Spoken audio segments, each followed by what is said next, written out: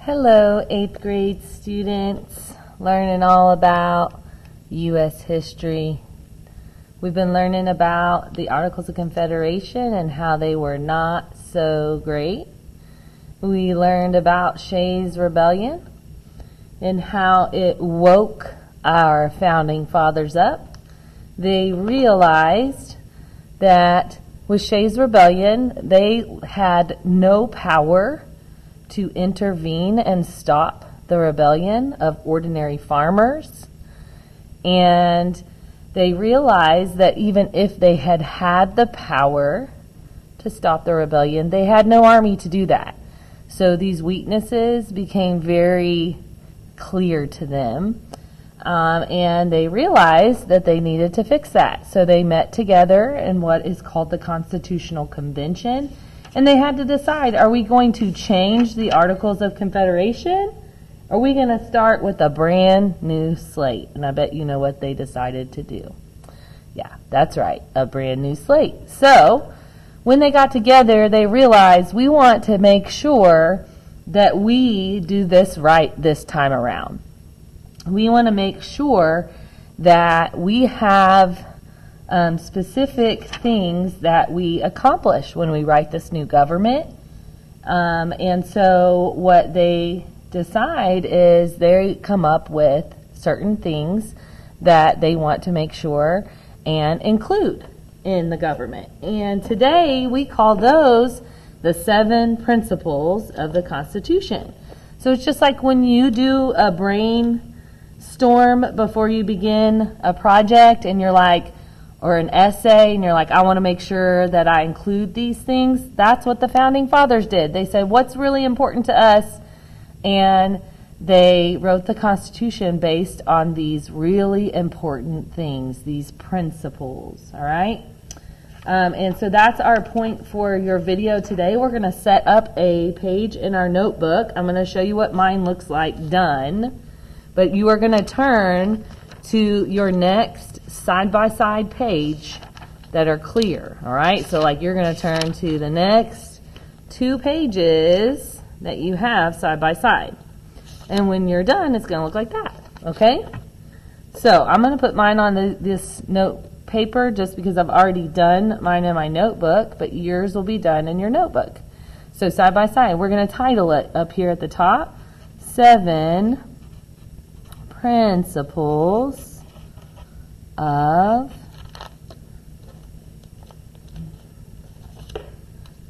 our government. And our government is still the government we use today, the one that was written in 1787. It's changed some. We've amended it 27 times since it was written. However, it is still has the same framework. The framework being these 7 principles. So some of you may have already learned about Flipperix, some of you maybe not yet, but Flipperix is our friendly penguin, and he helps us to remember the principles of government. Flipperix, F-L-I-P-R-C-S,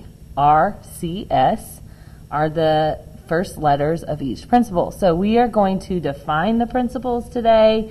We're going to talk about where they are located, and I'm going to give you some extra information. If I write something down on my paper, you write something down on your paper, okay? So the very first principle, the F in Flipperix, stands for federalism. Federalism. So when we talk about federalism, the definition, we'll go ahead and write down our definition and then I'll explain it a little bit better. Federalism is the sharing and dividing of power between states and federal government. So remember, today we have different levels of government. You have like your local government, that's like your mayor. That's like the city of Argyle. And then you have the state government, and that's your governor, like Governor Abbott. And then you have the federal government, and that's like your your president, like Donald Trump, right? So those different levels, it's important we understand about those levels because the principle of federalism means that sometimes the federal government has a power to do something, sometimes the states have a power to do something, and sometimes they share powers, and that's called concurrent powers, all right? So federalism, they were concerned. Remember, they were concerned about a tyranny, which is why under the Articles they gave most of the power to the states. But we saw that that didn't work, right? Shays' Rebellion, we didn't even have any power to stop a rebellion. So they knew they had to give more power back to the federal government, but they wanted to make sure that the states also had power. And so that's this principle of federalism. Now, when we talk about each principle, I want you to be sure you know where it came from, where this idea came from. Like we talked about our important documents and our thinkers and all of that and how they influence our Constitution. So when we see the principles, we're going to make sure and write down where this idea came from. So for federalism, this idea comes from the Declaration of Independence, right? Because they were worried about a tyranny and they wanted to make sure that the people had the power. They talked about how a government is supposed to be a government by the people, for the people, of the people. And so federalism ensures that not just the federal government has power, but the states have power too.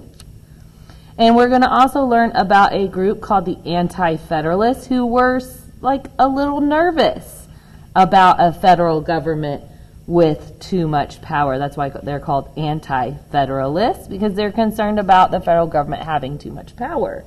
So to make sure that we don't have a tyranny, they're going to make sure that not just the federal government has powers, but the states have powers too. And we're going to talk about some examples. Now, where is this located in the Constitution? It is actually the 10th Amendment. And that's a part of your Bill of Rights. So it is, the 10th Amendment is literally the principle of federalism. And basically the 10th Amendment says that the federal government has power and the states have power and that they also share. So anything that is not written in the Constitution, that is a power that belongs to the states. So we'll talk about that a little bit more when we talk about the Bill of Rights. But if it is written in the Constitution, the power belongs to the federal government. And if everything else that isn't written in there, that belongs to the states. All right? Now we are going to use a little circle. A circle. Our Constitution is our commitment, right? So like a ring, you symbolize commitment with a ring. So our Constitution is our commitment to our country, right? It's our supreme law of the land. So for every principle, we're going to draw a little circle, and then we're going to put something in the circle that's going to help us remember the meaning of this principle. So each principle is going to get a circle, and we're going to do something different with each one. So when we talk about federalism, it's talking about dividing power. So we're going to put federal government and state governments, and we're going to put that little math symbol, the dividing line. So that helps us remember that power is divided between the federal and state government. Then we are also going to add a 1 and a TH, because that helps us remember that this is literally the 10th Amendment. Now, to give you some examples of different powers that the federal government has and the state government has, the federal government can declare war. States cannot declare war. And it is written in the Constitution that they can do that. Other things they can do, make treaties. They can grant copyrights. They control interstate commerce. That's trade. They regulate commerce. That means trade. And the federal government can coin money. So states don't get to make their own currencies. That would be crazy. We had 50 different currencies, and it would be a mess. So the only level of government that can do those things is the federal government. Well, federalism means that states also get powers. So Some powers that the state has that the federal government does not have, things that are not listed in the Constitution, are like states have the power to conduct elections. States are in control of the public education. So if you think about that, maybe you went to school in another state. If you went to school in another state, you didn't take the STAR, and that's because their state government decided how they would do state testing. And the Texas government decides how Texas does testing, not the federal government. So the states are in charge of public education. They do things like issue marriage licenses and driver's licenses. And they control trade that is within the state, and that's called intrastate commerce, not interstate. Interstate means all over the country or with other countries. So there are also powers that the state and federal government both can do, right? One of those powers is both the federal and states can tax. Both can establish courts. So we have state courts and we have Supreme Courts. And then both can regulate banks. So those are called concurrent powers, powers that we share. So that is the principle of federalism. Yay! Let's draw a little line under that. Okay, the next one, FL, Flipbricks, FLL. This one should be familiar to you. This one is the power of limited government.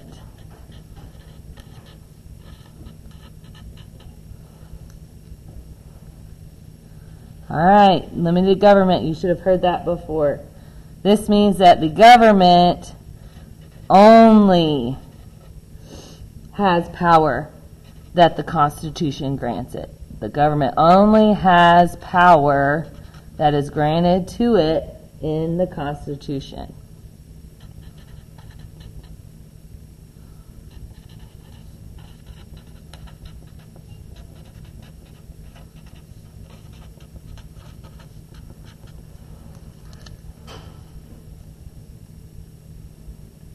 This one's an easy one. We talked about it a whole lot, so we're going to draw our little circle below here so we can remember limited government. And when we talk about the government, we're going to talk about 3 branches. So imagine this is our commitment, this is our Constitution here, right? We're going to put our legislative branch, our executive branch, and our judicial branch within the circle. All of those things are written in the Constitution. And the only thing that the federal government can do, the only powers the federal government have are those that are in the Constitution. If it is not written in the Constitution, it belongs to the states. Remember, if it's not written in the Constitution, the power does not belong to the federal government. Now, where do we get this idea from? I hear you, you're saying it. It comes from that Magna Carta from 1215, right? It limited the power of the king, Magna Carta. And where is it located? Well, guess what? Limited government is located in the entire Constitution, because if it's not written in the Constitution, then they don't get to do it. So that's where it is located, all right? So limited government, that was an easy one, and you are an expert on that. I know it. So we're going to draw a little line under there. Flipbricks. So I is our next one, and I stands for individual rights. Individual rights. Rights that we get, freedoms and liberties. I can't spell, sorry. Freedoms and liberties that all people get. Of course, all Americans, right? Freedoms guaranteed to all. All right? So individual rights is basically our Bill of Rights. It is what protects Americans' rights. With amendments numbered 1 through 10, it protects the rights of all, I should put Americans. all Americans. All right, so freedoms and liberties that all Americans get. Thank you for being okay with my little mess up there. Okay, so again, we are going to draw our little circle of commitment that helps us remember what this one means. So the first thing we're going to do is we're going to put a B on this side and an R on this side to help us remember that our individual rights are literally our Bill of Rights. And our Bill of Rights, the purpose of the Bill of Rights is to protect our freedoms and liberties. I'm going to draw a little shield in there to help me remember that the amendments numbered 1 through 10 protects the rights of all Americans. Where did we get the idea from? This idea came from the English Bill of Rights, right? That makes sense. And when we did our little document matching thing, we saw that even like our Eighth Amendment is almost word for word with the wording from the English Bill of Rights. So that's our evidence that we know it came from there. And we're going to learn about that group of anti-federalists that I already mentioned earlier. The anti-federalists are going to demand a Bill of Rights. And one of those guys is called George Mason. And George Mason is going to say, I'm going to cut off my right hand before I sign the Constitution because I'm concerned that the Constitution gives too much power to the federal government. And so we are going to add the first 10 amendments right after we ratify the Constitution to not only protect the freedom and liberties of Americans, but to also make sure that these guys will ratify the Constitution, right? And so they're going to demand that a Bill of Rights be added, all right? So where is this located? That's probably obvious. It is located in the first 10 amendments. So we're going to write amendments numbered 1 through 10, and then I'm going to put parentheses Bill of Rights under that. So don't forget that little part of your history story with amendments numbered 1 through 10. It protects the rights of all Americans. All right, looks like we got a little bit more room for one more. If you need to move to this one, then go ahead and move to that one. Just know you have to do 4 on this side. We have 7 principles, okay? In my notebook, I ran a little bit out of room on that. So you might be running out of room. So if you are, then you can put the P over here and just remember that you have to make room for 4. All right, so flip. P stands for popular sovereignty. That's a weird word, sovereignty, and I always have to check how to spell it. Sovereignty. This just basically means power. That word is a fancy-nancy word for power, and popular is referring to the people. So basically, popular sovereignty is people power. People power. Who gives the government power? The people. Remember, the government is like a flashlight and the people are the batteries. The flashlight doesn't work without the batteries. The government doesn't work without the people. It has to have the consent of the people. And that is this idea of popular sovereignty. Well, how do we use our power? We do things like vote for our representatives who make laws for us. We can protest if we believe the government isn't doing its job. And we can show support in various ways. So we give power to the government doesn't give power to us. When you think about this, it only works if you participate. It only works if you participate, which is kind of our goal here, is to inform you of not only what your rights are, but how you can use your voice, right? So we're going to draw a little circle. I love this circle. It's all about the people. So we're going to make it a little smiley face to show that we have the power. And then, this is my favorite part, we're going to draw our little strong arms here to show that people give the government power. He's so cute. All right.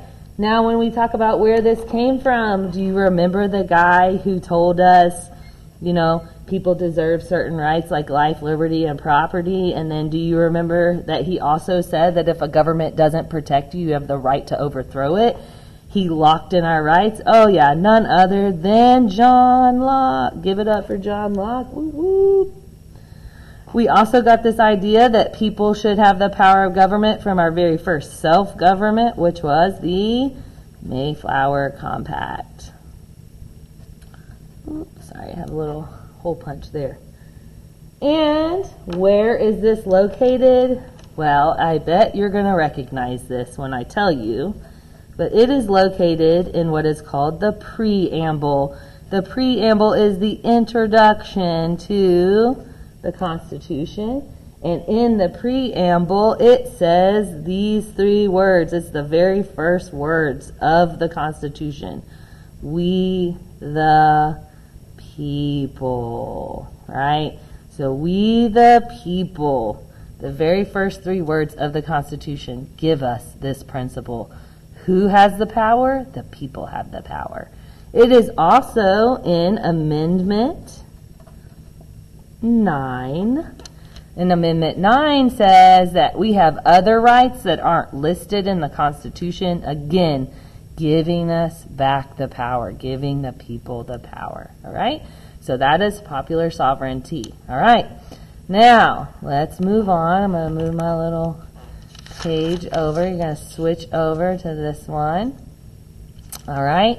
And flip Ricks. The next one is R. So we're going to write R in our little margin here.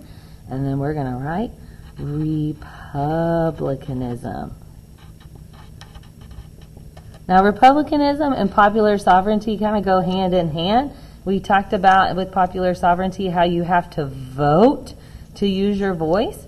Well, when you vote, you are going to be voting for representatives, and that is this principle, which means that we get to elect representatives, and those representatives will be our voice, to be our voice. So they're going to make laws for us, and they're going to do their job according to what they believe we want as the public. And if they don't do a good job of representing us when re-election comes around, then we're just going to elect somebody different, somebody else who will represent us well, right? So if they're not representing us well, we can vote for someone else. That's how we use our voice. So we're going to draw our circle, and we're going to put our little representative in the middle. And then we're going to draw some dots around to represent all of the people that this representative is a voice for. Where do we find this principle? Well, first of all, where did it come from? Remember our very first representative government? Yeah, that one, the one that settled any tiffs, the House of Burgesses. Remember, Burgess is just an old English word for representative. I'm going to fold this over so you can see a little bit better. All right, it came from the idea came from the House of Burgesses, and it is located, where is it located in the Constitution? It is located in Article 1. Article 1 outlines the powers of the legislative branch, and the legislative branch is made up of Congress, and Congress is elected by you to be your voice, right? So we see 2 principles there, the power of the people, right? But also that we use our power through voting for our representatives, and we elect representatives. So that's Article 1. It is also in Article 2, which outlines the powers of the executive branch. And who's ahead of the executive branch? The president.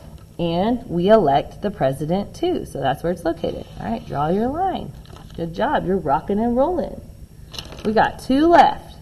We have flip Ricks for checks and balances. These last 2 I feel like are the easiest ones, checks and balances.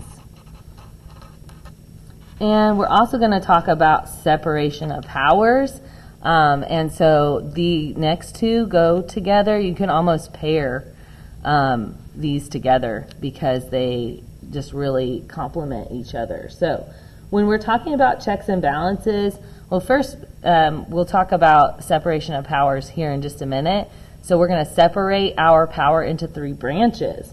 The idea of the checks and balances is that each branch, so the legislative branch, the executive branch, the judicial branch, each branch can do what is called check, and I'm going to put that in parentheses because really what check means is to stop or limit. So they can check the other branches. So what that means is not one branch can do whatever it wants. It has to have the approval of the other branches, right? So each branch can check or stop the other branches, and we're going to give you some examples of ways that they can do that here in just a minute. But let's go ahead and draw our circle. So again, here's our commitment, the Constitution. And in our Constitution, we have three branches, which that last principle is going to be really easy because we're basically talking about it right now. Legislative, executive, and judicial. And each branch can check the other branch. So I'm going to separate them here, and then I'm going to show you what I'm going to do. Legislative branch can check the judicial branch. Judicial branch can check the legislative branch. Executive can check the legislative, legislative check executive, and of course back and forth here. So I want to give you a couple examples of what that means. If you hear the word veto, that's a check. That means that the legislative branch gets to write the laws, but they have to have the approval of the executive branch. And if the executive branch, that's your president, decides they don't want that law, they can do what is called veto it. If you hear the word override, that is a check that the legislative branch has on the executive branch. If the president vetoes a law, it goes back to the legislative branch and they can do what is called override. It's a little bit more difficult. A lot of bills do not make it, after they get vetoed, they don't make it through an override, but it is a check. And another thing is review. So if you hear the word review, so the judicial branch can review the actions or the laws of the legislative branch or the actions of the executive branch, and they can say, no, you can't do that. You're breaking the law. You're going against the Constitution. And they can do what is called impeach. And that means that you are charged with not following the Constitution. You still have to go before the courts and be convicted of that, but that is a check. So again, these are ways that we keep power in check. So the president can't do whatever he wants without the approval of Congress and the Supreme Court, and vice versa. Legislative branch can't do whatever it wants without the approval of the other two, and judicial can't do whatever it wants without the approval of the other two. We get this idea from a little guy named Charles de Montesquieu. He is a French. The French gave us Lafayette, and the French gave us this thinker, Montesquieu. And I always think about him, and I have a little technique for you to remember that he gave us not just checks and balances, but also separation of powers. Like I said, these go together. So we'll talk about separation of powers here in a second, and it'll come from him too. So checks and balances, where are they located in the Constitution? They are located in Articles 1, Article 2, and Article 3. And of course, these are the ones that define each branch and the powers of each branch. Legislative branch, what it can do and its checks. Executive branch, what it can do and its checks. And judicial branch, what it can do and its checks. All right? So that is the principle of checks and balances, which makes this very last principle really easy to do because we pretty much already talked about it. It is separation of powers. So that little guy up there, Charles de Montesquieu, he said, if you want to avoid a tyranny, don't give one group or one person all the power. Make sure you separate powers and give each group their own job. And so when we wrote our Constitution, we said that's a good idea. Remember, the Articles only had one branch. we need more branches. We need someone to enforce the laws. We need someone to interpret the laws. And we need someone to write the laws. But we want to make sure they're all separate and they have their own jobs so that they don't become a tyranny, right? They don't abuse their power. So separation of powers means we have 3 branches with their own jobs. Each one has their own jobs. And I just talked about it. Legislative branch writes the law. Executive branch enforces the law. Judicial branch interprets the law. And we'll talk about that, or have already talked about that when we talked about flip bricks. Who does that come from? Oh, yes, that guy, Montesquieu. And to help you remember, he gave us the idea of separation of powers, 3 branches. His name, when you say it, Montesquieu, there are 3 syllables in his last name, Montesquieu, 3 branches. Or you could even say he has 3 names, Charles de Montesquieu, which I guess this isn't really a name, but whatever works for you. Now, where is this located? Well, yep, you guessed it. It's located in the same place as our checks and balances because Articles 1, 2, and 3, 1, 2, and 3 outline the various branches. And let's draw a little circle. In our circle, we're going to draw our 3 branches, legislative, executive, judicial, and we're going to draw little things to separate it, right? So separation of powers, each one has its own job. So when I do want to talk to you a little bit about how the Constitution is divided. So really quick, I'm just going to talk about the ways it's divided. First of all, the Constitution is going to be divided in what is called articles and sections. And so we start with what is called the preamble. That's our introduction. That's we the people, popular sovereignty. Then you have Article 1, which talks about the legislative branch, and there's different sections. This tells the legislative branch what it can and can't do. See, the president can veto, but Congress can override. The legislature is made up of what is called a bicameral legislature, and we'll talk all about that. Article 2 describes the executive branch and its powers or its checks, like pardoning. And then Article 3 is our judicial branch. There are other articles that follow, like the one that tells us how states and the federal government interact. One that explains how we can change or amend the Constitution. Another that tells us that the Constitution is the supreme law of the land. And finally, it talks about how this will become a government. It has to be what is called ratified, which means approved.